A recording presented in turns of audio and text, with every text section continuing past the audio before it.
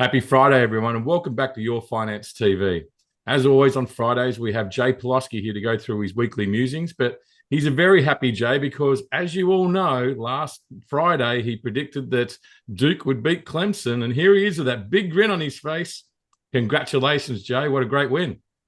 Thanks, Scott. Yes, indeed, you were there for that prediction. It was on Your Finance TV, our video session, and Clemson was a 2 touchdown favorite. Let's remember, and Duke hasn't beaten a top 10 ranked team in decades. So I went out on a limb a little bit for my Blue Devils, but very happy to be able to say that I was there when they did, in fact, do what some thought was impossible and defeat the number 9 Clemson Tigers by a handy margin, right? It was a 3 touchdown victory, 28-27, outscored Clemson by 22 points in the second half, held Clemson scoreless in the second half.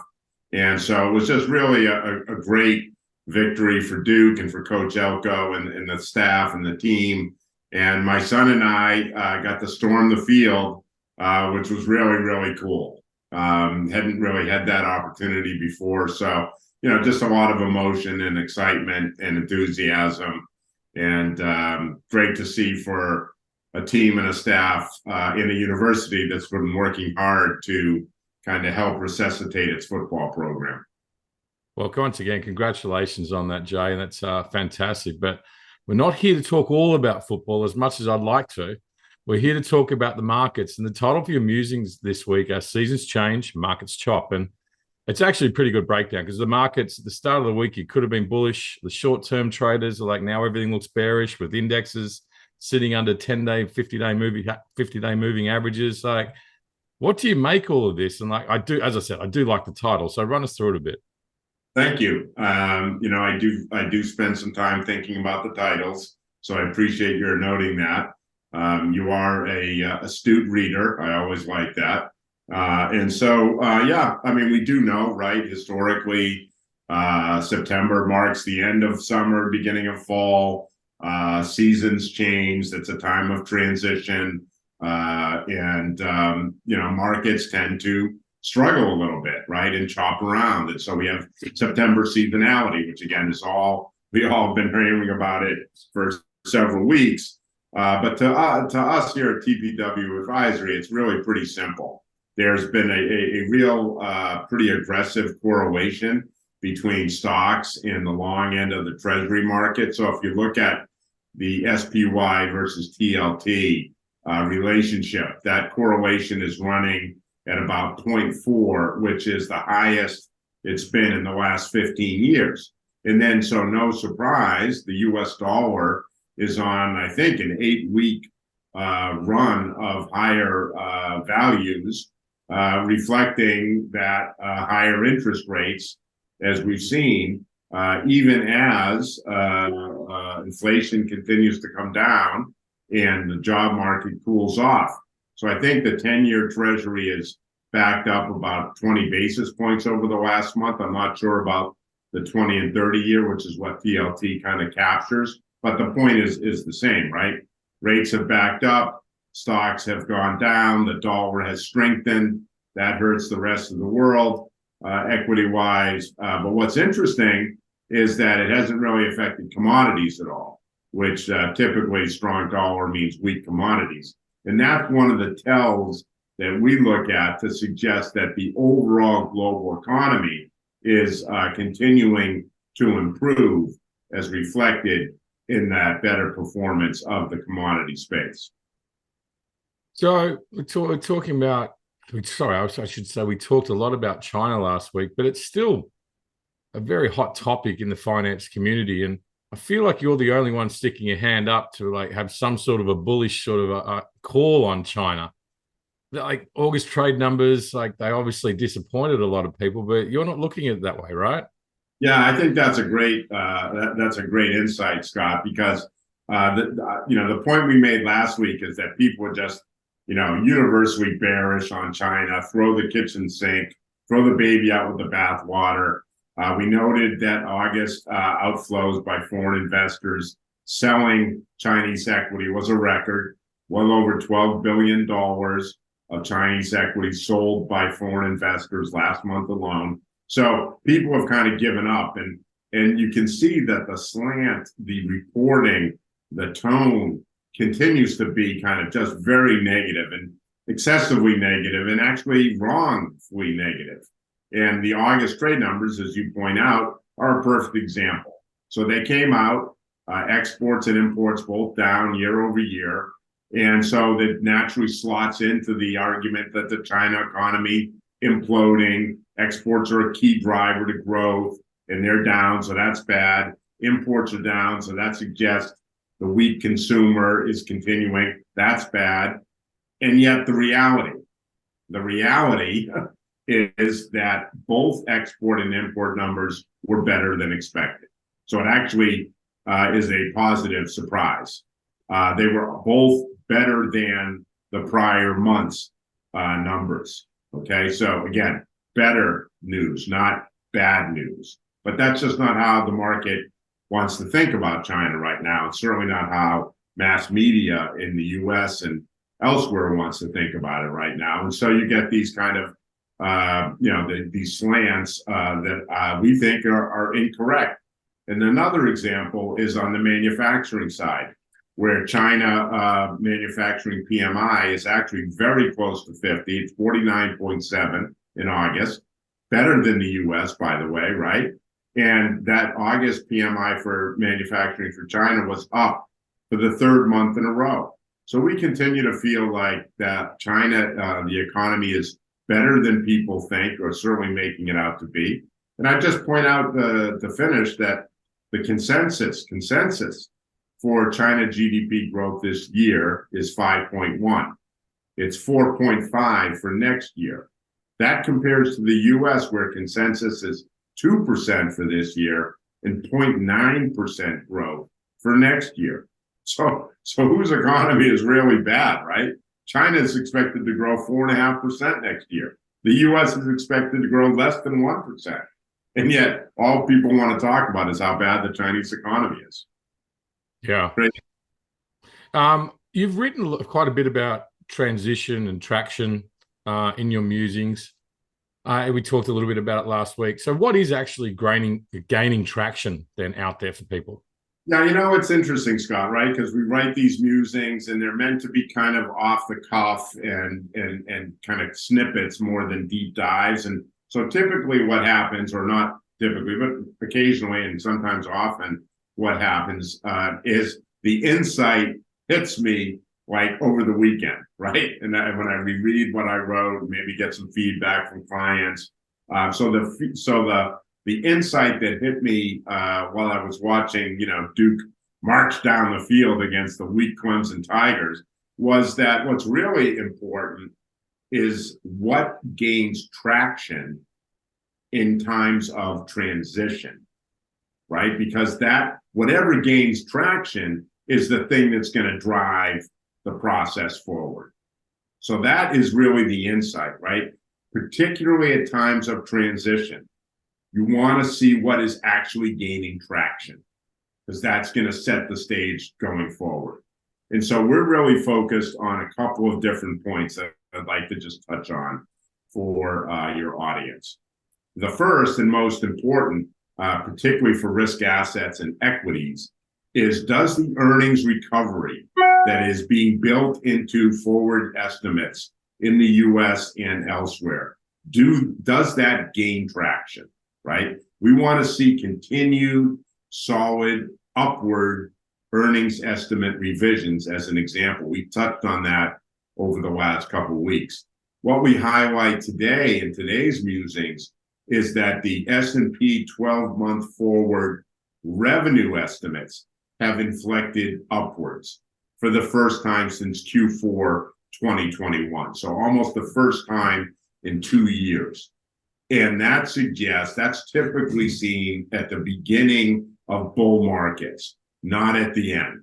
So that's a positive, and we want to continue to watch the revenue, the profit, earnings estimates. We want to see them continue to march higher, particularly for the US, right? Because the US the gains the U.S. equity market has had this year have been pretty much all multiple expansion, right? Earnings are actually down year over year. So looking into 24, consensus is calling for 12% earnings growth for the U.S. That needs to manifest.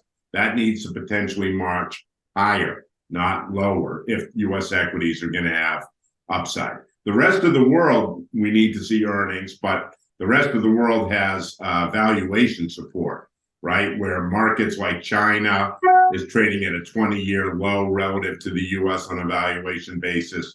Europe, Morgan Stanley just highlighted Europe, which is down. I think European equities are down 8 days in a row. European equities are trading at a 40% discount to the U.S.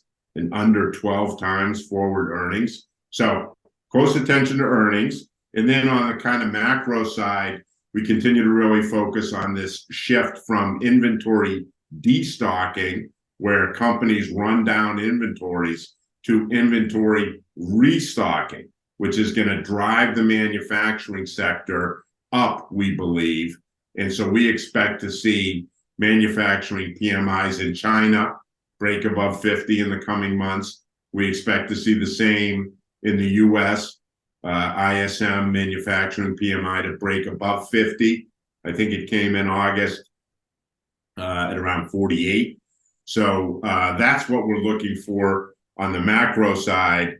And then the other place, to just finish it off, the other place where traction is really key is in China, obviously, right? We need to see all the policy measures, the drips and drabs of policy, which have come out over the last couple months, which Bloomberg and others estimate is equal to 1% of GDP. We need to see those gain traction. And we do expect that to happen in the next couple of months. And so earnings gain traction in this period of transition. Inventory shifting from destocking to restocking drives the manufacturing sector. Need to see that gain traction. And then in China, we need to see all the policy measures of the last several months actually start to gain traction and support that GDP that we noted earlier should be growing around 5% of GDP. We've talked about corporate debt before on this, and it's not a big concern for you. I know that there's quite a few bankers that were missing the game on Monday night because there was, 19 companies that issued nearly $38 billion of debt on Tuesday just to come back from a long weekend. Nice way to do that for bankers out there. What are you seeing from that? Like, is that a concern for you? Yeah, no, that's a great point. And, we have been constructive on corporate credit in the U.S. We've been very underweight bonds in general, right? Remember, our flagship model, our global multi-asset model, GMA, is benchmarked to ACWI, Barclays Ag, and the Goldman Sachs Commodity Index. So we've been deeply underweight bonds all year, which has been the right call. Bonds have been the worst performer of the three big assets. But where we have been exposed in bonds is in the credit side. And actually, we've been in high yield credit and emerging market debt, both high yield and local currency debt. Those are really the three main positions we've had. And again, I've had them all year in our fixed income slot. So what's interesting is that, as you point out, and again, traditional and seasonal, that first week after Labor Day tends to be one of the heaviest weeks of the year for investment grade issuance. And this year was no different. You touched on it.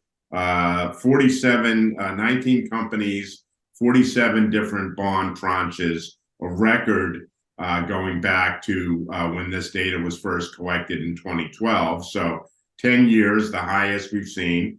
The total sales were $38 billion, which is the best sales date in over 3 years since April of 2020, when Fed had cut to near zero, right?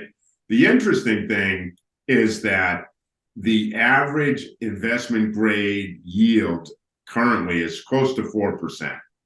So when people talk about, oh my God, rates are at 5%, 5.5%, it's going to be such a huge difference for companies. It's going to really limit financing, et cetera. That's just not the right way to look at. The average, so of all the debt, investment grade debt that's been issued, the average yield is 4%.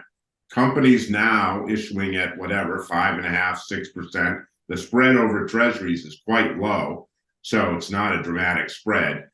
Companies are fine with it, and buyers are obviously, fine with it as well. So I think that's an important point. The financing window is open. Companies can raise money.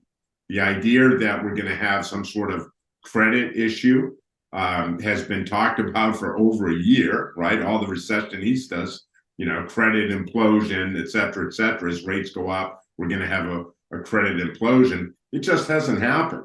And that's for us, again, we have a high yield position in our model portfolio. We know what high yield is doing. And it's been one of the reasons why we felt comfortable with an overweight of equities, which again has been our position all year and again has worked out well. But it's in part because we watch credit, and especially high yield, because we own it and we believe in it. We don't believe the story of recession. As you know, we've talked about it for over a year. And so lo and behold, the latest data point is that bond market is open. Companies are issuing record level amounts of debt and everything is fine. So, I think that's a good sign for us. And so to wrap it up, we're looking for signs of traction, right, in the economy, in the manufacturing side. That's going to support our positive outlook into 2024, which we're now starting to shift our gaze forward, right, into 2024. We expect to see a global economic recovery continue. China's going to be fine. Global manufacturing rebound as that restocking takes place. Equities remain attractive as that earnings gain traction, which we talked about earlier.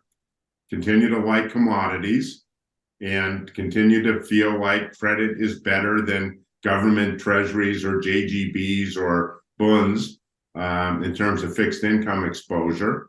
And that's really where we sit. We think the Fed is on hold.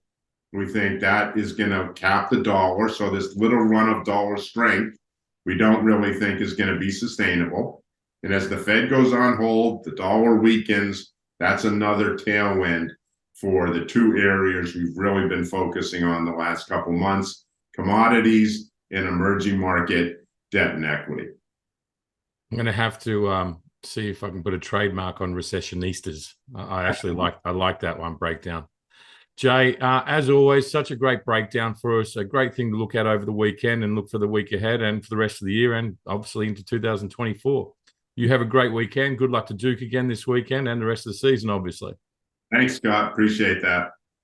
And for everyone else out there, good luck investing.